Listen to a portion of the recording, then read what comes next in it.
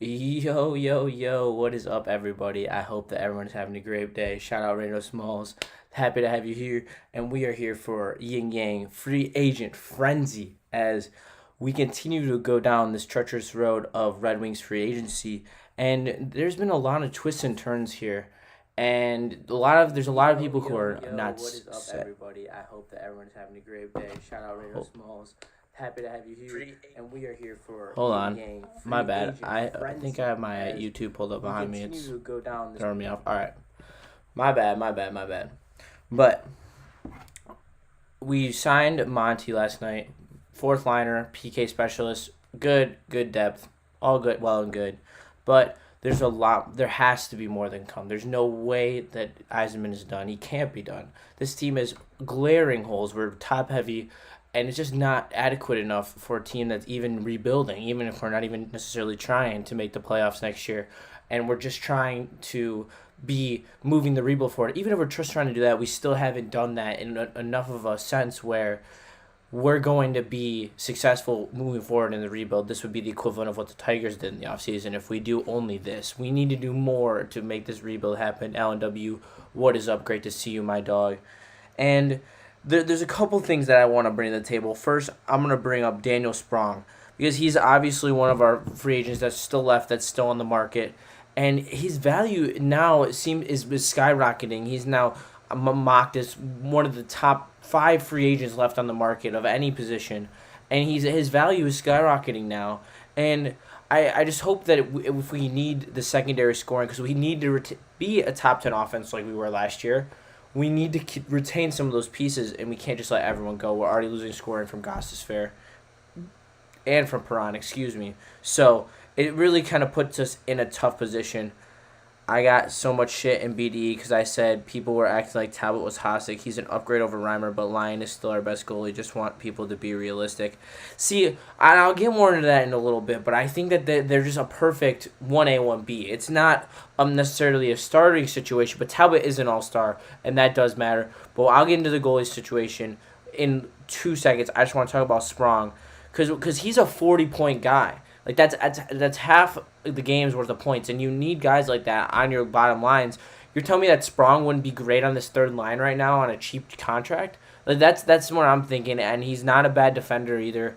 And we're gonna be trusting the youth 100%. There was no Casper, no Bergen, and no Mazer, I believe, at the development camp at LCA yesterday. That to me tells me that all right, they're gonna be in highly consideration to make the main roster this season. If not, they're gonna all have their opportunities throughout the year, and that excites me for sure. I mean, Casper is a remarkable two-way center. I'm actually really ecstatic, and maybe he's gonna take a Sprong type of role because he's not gonna score, 60 points for you his rookie year. He might get 30, but he's a great two-way forward, and I think that Stevie's phone is going crazy right now. I bet it is, Rando, 100%.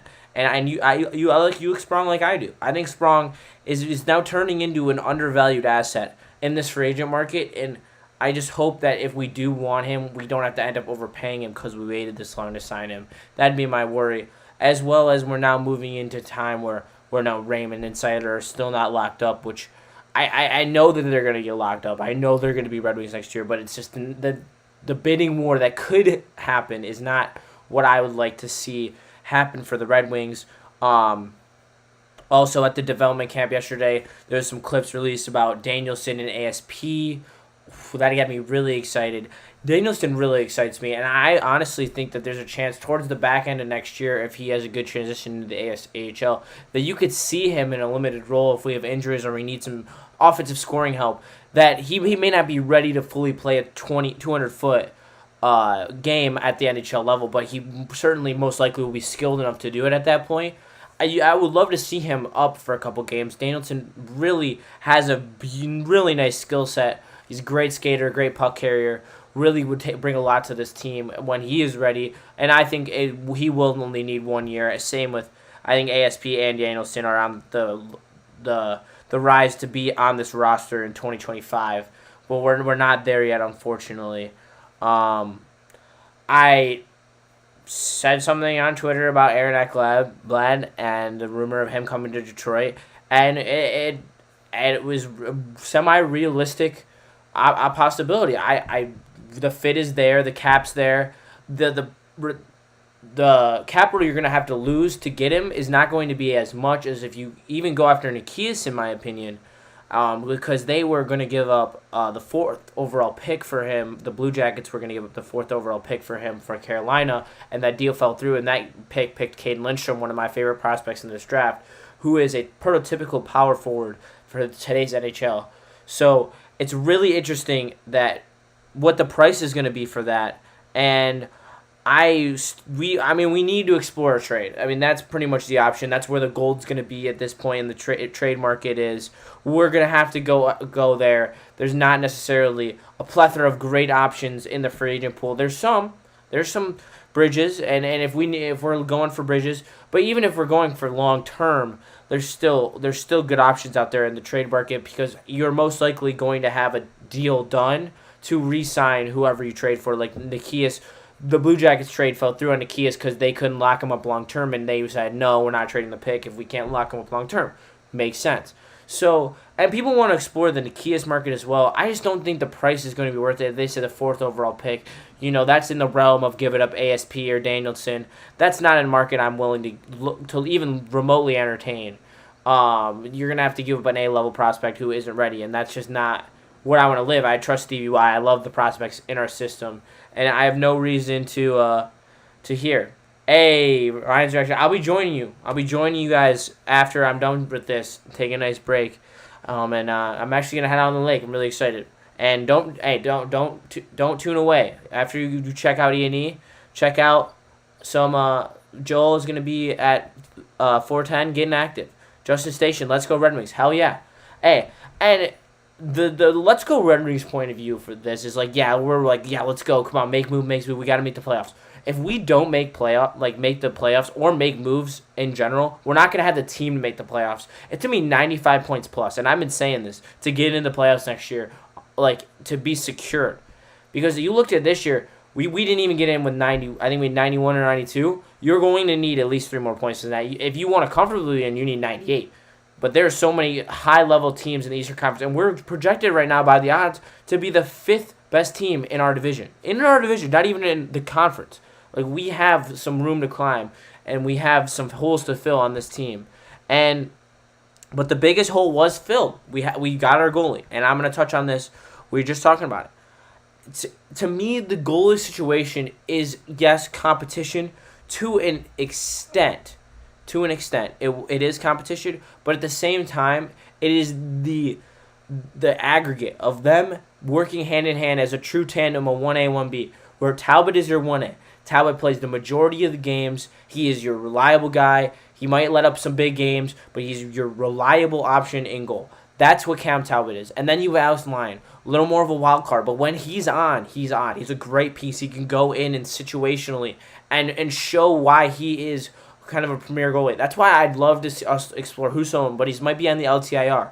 We have no idea what that could exactly. Dakota. We didn't sign to bring it till July 9th or 10th, I believe. It was July 11th, and yes, we 100% of time. And trades take longer than free agency. The free agent market opens, boom. People have been talking about it at their agents in the anti-tampering period, which I don't know when that opens. But most people already had deals in place. That's why you saw when free agency opened, 12 o'clock, boom, deal. And that's the interesting part of it. We basically made the playoffs last year. Yep, I never blame the goalie. The puck shouldn't even be getting to our goalie. 100%. And that's another thing I have down on this topic sheet is what is the answer for the Wings defense? Because it's not there yet. We're not 100% there. We still have holes in our defense. We're still relying on Petrie, who is fine. And Sherratt, we would preferably want to bring in one more defenseman, in my opinion, to really shore up this decor and make sure it is at least average. I'd love for it to be better than average, but average is all I'm asking for because we had a top 10 offense last year. We bring our defense to 15. We are in the mix to make the playoffs. We add better goaltending. The formula is cooking. He's cooking. Eisman's cooking. Don't get me wrong. I'm not saying that he's not. But he needs to throw a little bit more, cayenne pepper, a little more cinnamon, a little more spice. We need the mix to start, marinating together and showing us the pieces of how this team's going to make the playoffs. That's what I think is needed from Steve Yzerman. My LNW, my only concern with Talbot was he was on a team with great defense, but he'll be coming to our team. Well, LNW, I'll say this: where was that great defense in the playoffs? Because I saw absolutely none of it. They were absolutely horrible in the playoffs. They were Swiss cheese. McDavid pieced them up, and I know it's an unfair comparison to McDavid, but teams proved that they could at least semi-slow down McDavid. Vancouver proved it, and the Panthers proved it for at least semi-game stretches. The Kings didn't do that at all. So for a team known for how good their defense is, they got shit on. So I don't necessarily take that into a fact. We decreased shots on goal from 3.2 to 29.27 per game. We need to get that down to like 25. Ryan's reaction is 100%. You can't be facing around 30 shots per game. You want to be on the 28 below end because that means your goalie's only asked to make 25 saves to win the game. The difference between making 25 saves and 30 saves is a completely different ballgame, and you're 100% right on that. I think he's great 1B, but Lyon is still the 1A to me. LNW, and that's your opinion. I see the opinion. I think that the ceiling currently is higher for Lyon, but I think Talbot's the more proven guy, the more reliable guy, and I'm willing to roll with him over a Lyon at this point. What do you figure we need one more scorer, maybe a two-way guy? I would love that. That's why I said, probably need to bring back Sprong at this point. It's hard because you don't know the contracts for Raymond and Sider at this point. So, but I'd love to bring back Sprong. Then there's like some vets. There's Max Pacioretty. That'd be an interesting option. I'd bring maybe Tyler Johnson. Bring a little pest to our team. There's some good options out there on the defensive end. I don't necessarily love the D out there anymore. I think it's probably got to get done in the trade market unless he finds some gem that I'm just unaware of. We need some stuff. That's why I kind of like Max Pacioretty. He's got a little bit of a good power forward-esque life mentality to him. That's why I think that's an intriguing signing. I believe he's from Michigan as well, which, as you know, we love signing guys from Michigan or who played for the University of Michigan, which has been a very big theme of this offseason so far. Now it like turns though. The conversation turns to I never mind.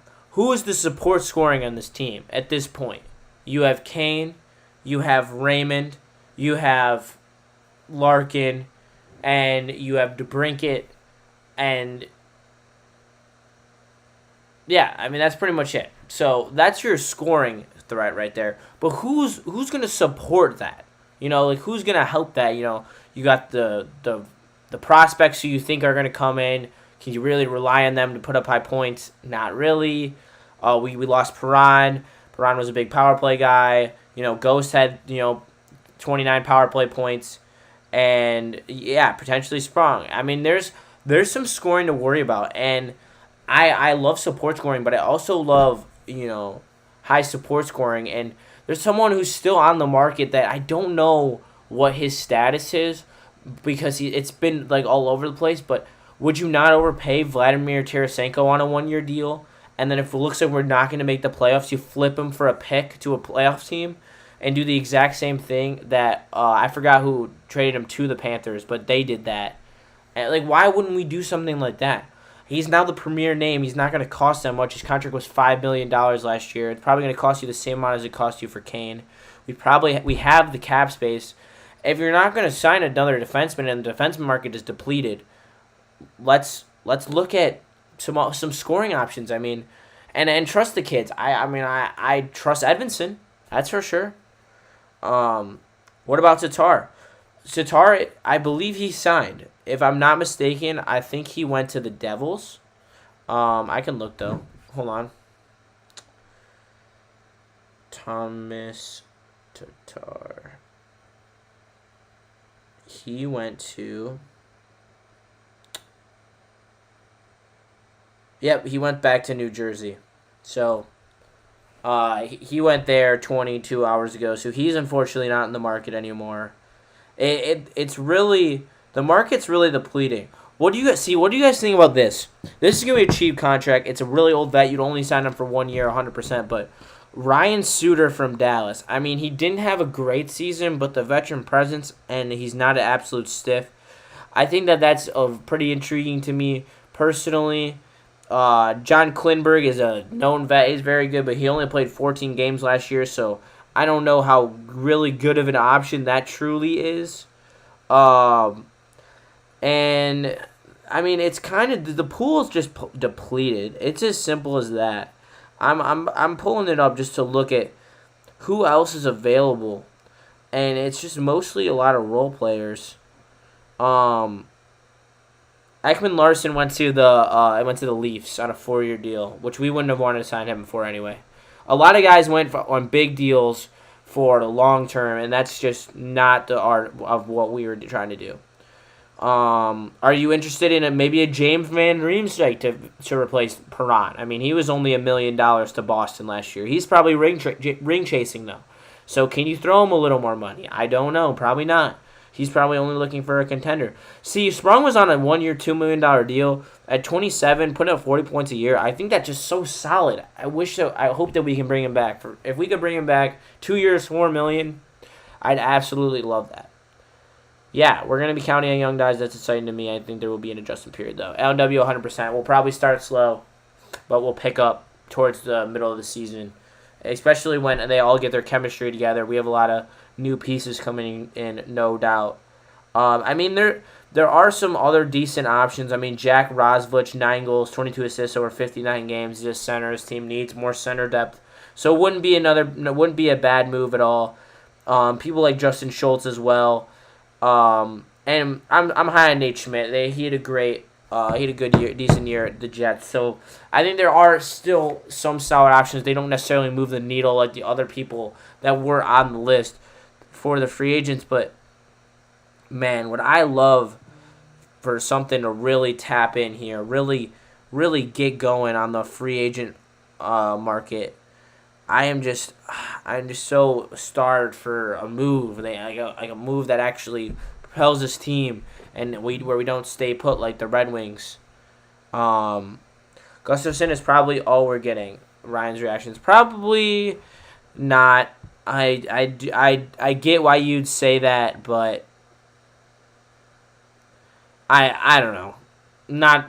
I think we're got to get more. There's no way. I can't believe that there's not going to be at least another a nice veteran signing. I think Yzerman might just be heavy in negotiations. You never truly know, to be honest. And I just want something that actually makes me exciting. Not exciting. Excited. There's a lot of news on Tarasenko right now. Apparently, he was on the way to Dallas in a plane, but like the picture is really blurry and it's kind of whack. So rumors galore surrounding Tarasenko right now. Is it Tarasenko someone that you guys would be interested in, or is that just me and on a fever dream? I think it might be a fever dream, but I mean, if you throw him the bag, he's not like necessarily a guy who has to be playing in hot weather. So I don't know. What do you guys think? Ugh. I just want to move. And now all the news is slowing down because there's not a lot of options either. Not the best options out there currently. And there's not even a lot of trade options either. Like, there's literally no rumors going around. The only people, just in the Avs, are in cap space trouble with 11 forwards. Ooh. Dakota. That's very intriguing. Hold on. Let me go scour their roster. Because they have, Rantanen is on a expiring contract, and he would be such a great fit here, and he could sign him long term. He's 25. I think that's really intriguing right there. Dante wouldn't hate the move for Tarasenko. I wouldn't care if we overpaid him either. I think he's got it. Even if you paid him for 2 years, I wouldn't be mad. But I think he's only looking for 1 year. He's looking to either be in the playoffs or be flipped to playoff teams, which is a great way to do it, and I commend him for it. And I think that's kind of what we should be looking for right now. I'd rather have Epglag if I could only pick one. I know they're different positions, but I'd rather adjust defense. 100%, I'd rather adjust defense. Something's got to get addressed. Well, this team's not good enough currently. It's not even close, and that's where my issue is. All right, so Yeah, they just signed Casey Middlestat, too. I mean, I wouldn't be mad with a move for maybe Jonathan Drouin. You know, I don't know if they just signed him or if he was on the team last year, but that'd be a solid signing, 100%. Yeah, Mikko Rantanen, he's got a $9 million deal. He's 27. He's a UFA next year. I do not think that they'll be able to pay him because they're about to have to pay. Yeah, they're gonna have to pay McCarr's extension. Yeah, they're in a tough spot cap wise. So I'd 100% look to be going after, maybe even going after a defense on Colorado would be also interesting. I think that. Yeah, I'd love to explore some of these. You guys are getting me excited with the Avs moves, Dakota. I think that's a very good option because that's the strategy you got to employ. Teams without cap space, you need to send them players like Husso with assets to give them assets because they want assets. They're not necessarily ready to compete like Anaheim, or you have to go after teams who don't have cap space and try to give them cap space. And you get assets for it. And even if you give up cheaper assets, because you're going to for someone like Rantanen, that would be absolutely amazing. Amazing. Yeah, they also have Landeskog on injured reserve, who's on contract for $7 million, which doesn't even affect their $3 million in cap space. So they are in a really sticky situation over there in Colorado. I'd look for some moves. Even less Dakota. Dakota said they only have $300K. They have less. If Landeskog wasn't hurt, they've had less. They'd be over. But because of the LTIR, he's currently not being affected. They are negative 13 or $1,337 in cap, at least. I don't know if that factors in all of Landeskog's deal, but. That's a great option to look forward to. I'd 100% be looking for the Avs to be a trade destination. I'm curious who the other teams with no cap are.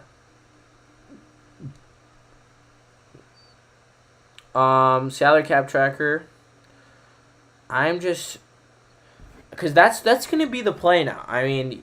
You had, Ottawa was in cap trouble, but they've done a couple moves to kind of move them away from that. So, all right, here we go. Washington is $13 million over the cap. Oh my God, that's crazy. Ryan's reactions, are they any good? Please clarify what you're referring to. Yeah, teams like Vegas, they're $2 million over the cap. Edmonton, $2 million over the cap. Vancouver is now $821 million over the cap, or 8,021,000 over the cap. My bad. Toronto. Toronto's got to pay Marner too. So I mean, do we try to explore a trade for Marner? What would we give up in those trades? Would it be like a Pistons scenario where they basically pay us to take them to fix their cap? It depends. If it's for one of their lower level guys, LNW, no. We wouldn't have to give up assets. It would be pretty much them giving it to us for like a pick and future considerations, like we did for the Wallman deal. When it comes to like Mikko Rantanen, or would you be willing to do a Landeskog? Yes, I definitely want Landeskog. I'd want Rantanen, and both of those would cost you assets, 100%. LA Kings LA Kings do have a ton of cap space, $9 million cap space. I think not signing Matt Roy is the key to that scenario for them, and still having room to navigate. My winners though of free agency so far. I mean, everyone's gonna say that Nashville overpaid for the guys. They did, and they know that. But they have a 2-year window where it's gonna be a really good mix of veterans. There where they're gonna be a threat in the playoffs 100%. I think Washington completely flipped their roster around. I think that they were on the back end of losing their entire window, and they kind of picked up the slack. I like Vancouver's moves. I think Vancouver was always underrated last year. I wish they would have went after a name like Gunzel instead of a DeBrusk, but DeBrusk will do great for them, and I think that they have a lot of up in their system as well. I have a friend who's a Canucks fan, so he's been gassing them up. Dallas, I mean, they have $3 million in cap space, and that $3 million is rumored to go to Tarasenko. They had Tarasenko. They are a President's Trophy team. 100%. I think they already are getting on that level. The hype's real there. Florida's retaining. I will respect it. They're retaining. They're figuring out. They're getting around their cap situation. Yeah, they have to be. They're gonna the Avs are gonna have to part with someone. They're gonna have to fill their roster this year. They can't be like it's not necessarily a question. My biggest winner is probably Chicago. They signed a bunch of great veterans to surround Bedard with and possibly push them into competition for the playoffs this year, which really sucks because now my roommates who are Chicago fans are going to be all over my grill, which is kind of annoying. I loved San Jose's draft, Utah's draft. Utah's making some interesting moves in free agency to kind of bring in some vets to support that. I like that move. I was talking shit a few months ago, saying Ovechkin had 0 points in the last playoff series ever, and now they're proud favorite over us to make the playoffs. Yeah, on W, they probably are. They have better goaltending. They probably have better defense now with their additions of Matt Roy and Jakub Chichurin. So I think that it's really interesting what they're doing out there. Carolina is really the team that's taken the step back in the East. They're still going to be very solid, but they're not going to be as good as they were last year. There's no doubt about that. Calgary still has a $20 million in cap space. They've done absolutely nothing. So I'm very curious if they're actually going to pull the trigger on someone. But you need to be looking at teams now like Washington, Vegas, Edmonton, Vancouver, Nashville, New York, Minnesota, Philly, all teams at the bottom of the cap table trying to probably, shuffle their team around. I mean, I know Philly is a team that needs some shuffling around. So maybe that's a place you look for a defenseman to shore up this decor because that's where it comes down to. There's not a good enough decor for us currently. And we just some stuff that you got to be excited about. I mean, you got to be excited about where the Wings are going. What is Pittsburgh doing? I think this had a weird offseason. Yeah, they did. And then they traded Riley Smith to the Rangers, I think, and took a little bit of his cap hit, which didn't make a lot of sense. Riley Smith's still that's a very good contract for him.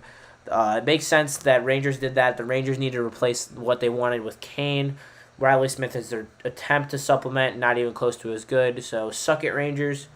We retained Kane, but I don't know what the Pens are doing. They're kind of in purgatory. I don't think they're ever going to be good enough again to win the whole thing. And I mean, they still have a bunch of cap space though, so that could be their saving grace. They have $6 million in cap space. I guess not that much. That's not even as much as we'll have after we re-sign Raymond and Sider. So lots of interesting moves to come for the Wings for sure. I think another team to look out for is Seattle. I think they always have good quiet off seasons. I think they're working towards something special. They kind of get screwed with the rule change with the expansion draft. I mean, Vegas really got the golden ticket to be able to be good fast. And that's just a really interesting thing that, we're going to see as we move into being competitive is how the contracts are going to fluctuate and change as we become a winning franchise again, as we target guys from Michigan who want to be near their families. I mean, all these subliminal factors all move into why these people resign. I'm holding on to the faith. Kane signed a 1-year deal for a reason. He obviously has faith in what we can do next season. LW 100%, and like Neil said, he bet a big chunk of money on the Wings making the playoffs and him having a good season, and he wouldn't do that if he didn't trust the talent around him and himself. He's been on championship level teams. He's been around Hall of Fame level players. There's no reason why he would do that unless he actually believed that there was something cooking here. And if Patrick Kane has faith, I should have faith. If we're going after Toronto guys, Marner, what would they be looking for? See, Marner's tough because it'd be a sign and trade. He only has a year left on his deal. So the asking price would be high, but probably not to the moon. You probably have to give up,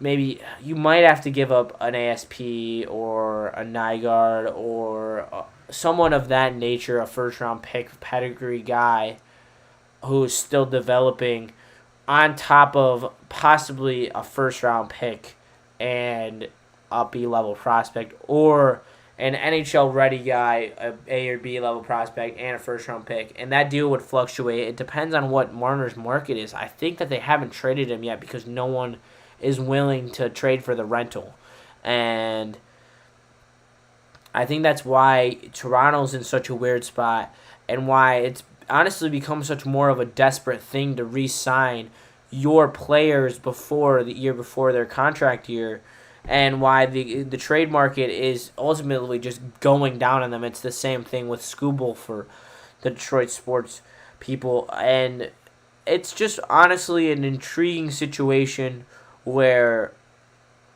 I don't know. I wanted to bring in more, not necessarily youth, but younger veterans that would just be contributors for years, per se, to this organization. The bridge guys are nice, and your core pieces are on the team and in Grand Rapids right now. So there are there's the vision is there, the Eisner plan is there. It's more to the fact, okay,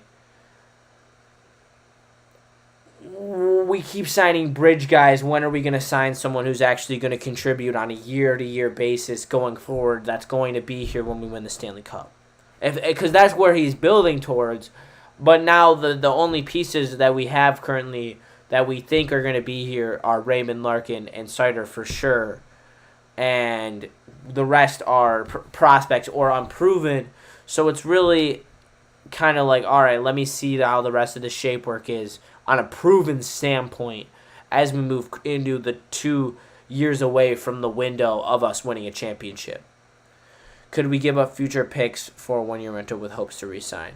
Yes, we could give up future picks, future assets, 100% to get a future rental. It just kind of depends how these cap situations all shake out in terms of how are we going to maneuver into those talks and not give up premium assets like the ASPs and the Danielsons in this type of deal, which also I think Danielson will be absolutely electric when he's ready to be up here. I'd throw Edmondson in that list, but I agree with your points 100%. Edmondson in the future list, yeah. That's a valid take, OW. I'll take that. Edmondson showed some real promise last year when he was up with the big club, so I definitely don't disagree with you on that state at all. Just a fan, what's up? Blessed to have you here, my man. But yeah, we're just talking the NHL hockey. You're getting into it. There's I really think that, to go back to the draft show and just to hit on it real quick, because I'm looking at an Islanders logo. Cole Yzerman got picked to the perfect team that needed scoring, where he will probably be up in the NHL this year. Don't be surprised. I know we're not going to talk about Islander radio here, but I absurdly do enjoy watching Cole Yzerman play. But, I also enjoy is watching MSN play. Our first-round draft pick, Nygaard, he shows a lot of flash. He's got a wicked shot. I didn't really realize that before the draft, and I started diving deeper into it after we picked him. And he really shows some good promise. I also liked that Datsuk was working with Planty, because Planty shows so much Datsuk vision and hockey IQ, and that's what I really what more signing will happen? Another wing, a center. I think a center and a defenseman, Justafan, will be the talk that we're looking at soon. Kind of fill out, because I think the Mott signing kind of shores up your wings pretty much, unless we bring in Sprong. But I think the next signing is a center and a D.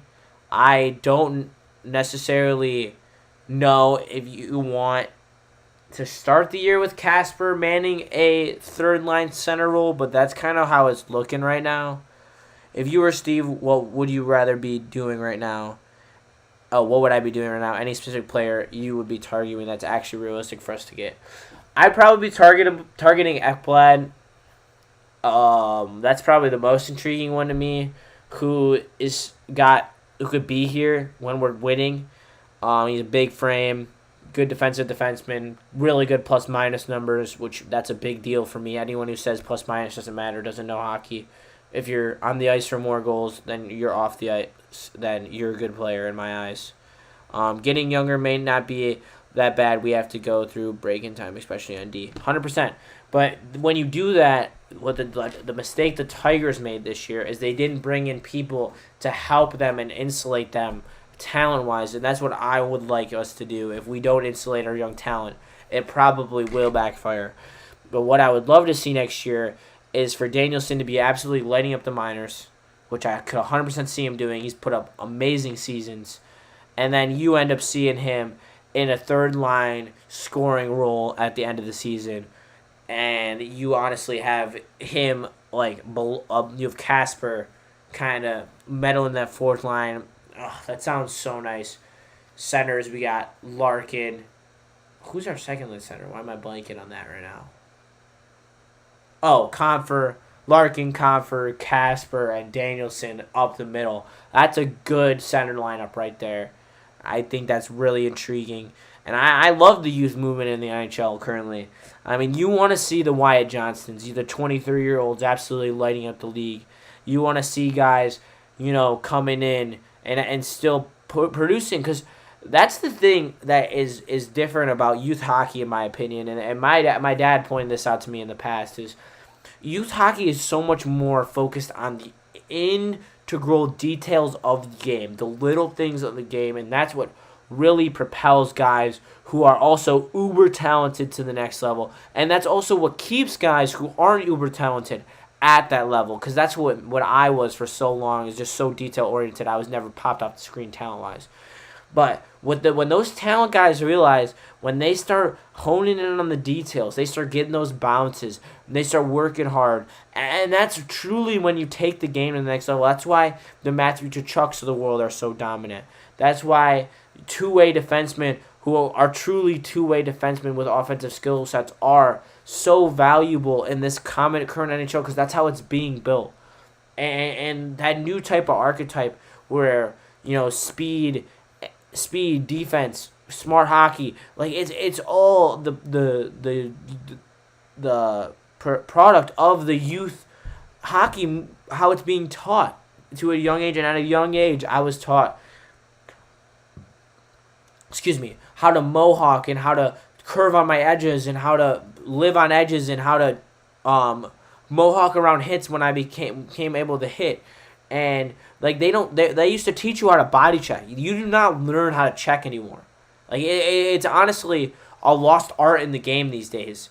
It's more lifting sticks, body position. I worked on body position only for so long, where how can I use the back of my hips to move defenders into where I need them to go, so I can open up lanes for passes and for me to skate. And it's all the true intricacies of the game, and that's why the game has become more skilled over time as well, because these kids are being taught at a young age how to be more talented, how to work hard. They have all these new contraptions on stick handling. It's so interesting to dive deep into the differences of how kids were taught when my dad was growing up and how I grew up learning how to play hockey. Thinking about it, Alan W., I really want Ekblad. He could bring some of that Florida touches and culture here. And the culture thing is such a big thing. And the pedigree of him, he's won a championship. He's been a top-level defenseman in the league. I really love that. Funny, I went to Little League and seeing my best spot was T-ball to teach the fundamentals, instantly improved our hitting, pitching, and running bases. Yeah, it's so crazy how we're focusing on details. One detail affects the rest of the game, and that goes for hockey, because when I don't focus on details when I'm out there, I don't score. I don't put in the pucks that are in front of the net. But then when I start focusing on details, I start doing things all over the ice. All of a sudden, I start hitting those pucks in the net. I start getting lucky and getting tips in front of the net. And I make the passes. They actually get through because I'm doing other things. And it's such an interesting art of keeping the head up, just event. Yes, that is something I definitely need to do. I have gotten laid out a bunch of times in my career really bad. There's definitely some videos out there of me getting absolutely demolished. But I have some couple big hits in my career. Shout out Anson. He wants that Oklahoma drill smoke. He can get it. But it's for a different day, 100%. And well, any other questions you guys got? I mean, we're kind of wrapping up here. I'm gonna finish it out around 2 here.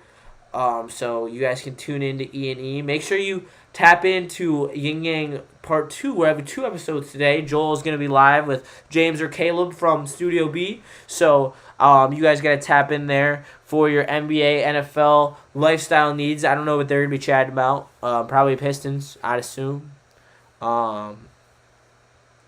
So fulfilling to see the improvement. Yeah, it is. It is improving. It is fulfilling to see improvement of youth sports, and that's why I actually am really excited to coach youth sports later in my life, and just like kind of see them be the building blocks, and I'm hoping that I get to coach one of my kids one day. That would be absolutely epic.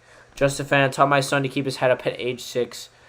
He could take on big hits because of this. Yeah, I mean, teaching them young is such a big thing. There's so many people even at the college level that still look down at the puck. Absolutely wild stuff. You get your head taken off, honestly. And to teach them young, gets them ready. Mitten Maid, what's up? Hey, happy to have you here. Thanks for showing love. Appreciate it. So Ekblad, Sprong, who's the defenseman? Ekblad is the defenseman, 100%. I think if you bring in Ekblad, your decor is pretty solid for this year. I'd expect top 15 defense if you add Ekblad this year. Sprong. That's the secondary scoring I think you need to add, and maybe one more. I mean, if you could bring Tarasenko here on a 1-year deal, and you could flip him at the deadline if you're not good enough, that would be an absolute ideal scenario. And I don't know why more teams aren't talking about doing that. LNW, since this offseason has been a bit underwhelming, next offseason has to be our big splash free agency, right? Yes, there's no doubt, and there's great names next year because the what I just said, the Ransonins, the Mariners. They're both up for term. Maybe you bring in a veteran, John Tavares. He plays a very detail-oriented game. And that's the type of guy like John Tavares who can play deep into their career. Joe Pavelski, those type of guys, not power play merchants like Steven Stamkos.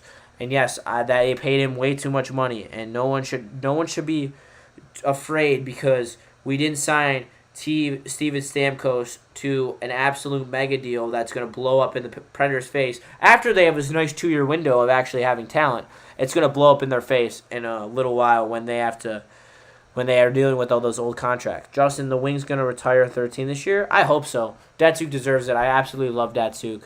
I don't know if it will be this year, but I'd say in the next 5 years they should 100% be putting that name in the rafters. Some other names.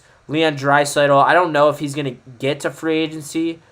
I definitely think that. And then you have Ekblad actually is also in free agency after this year.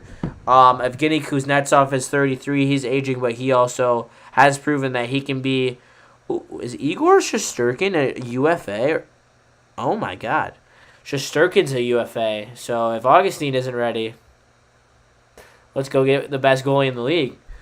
What's your very early prediction to win the Cup next season? Is Nashville in there? Nashville probably is in there. They had their only real deficiency last year was their scoring, and they supplemented that with Marchessault and Stamkos. They have great goaltending, so they're definitely in the conversation. If Edmonton would make a damn move for a goalie, they'd be my favorite, but they seem to be unwilling to go after an A-level goalie. Dallas probably, which is such a. I'm sorry for doing that again, but it's probably Dallas. Nashville's definitely up there though. Nashville's top 4, top 3 potential for me. I don't think the Rangers got better scoring wise. I think the Panthers take a step back. The Bruins made some good moves. They got to re-sign Swayman. Dante 151. I could see Florida repeating. I just think it's going to be absolutely so difficult because they are not the team that's necessarily improving. I think there's a lot of teams in the East that are improving, and I think they are one of the few teams that are not. So I could see it. They have the great system. They have the great goaltending. I could 100% see it. It's very true. If the Oilers had just slightly better goaltending, they would have won the Cup. Yes. Yes, they would have. And see, Sam Bennett is a free agent next year. That'd be an interesting one to look into.